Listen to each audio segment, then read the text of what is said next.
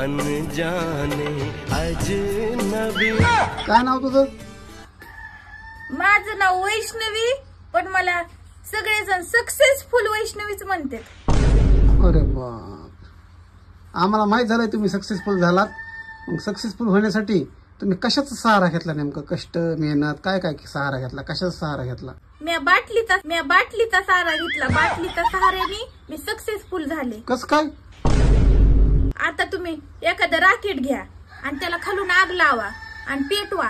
ते कसं इकडे तिकडे हिंडत, पण त्याच जागी जर बिअरची बाटली खाली ठेवली, त्याच्यात राकेट लावलं आणि आग लावली, तर कसं डायरेक्ट ते आसमानात जातं आणि वरी जातं।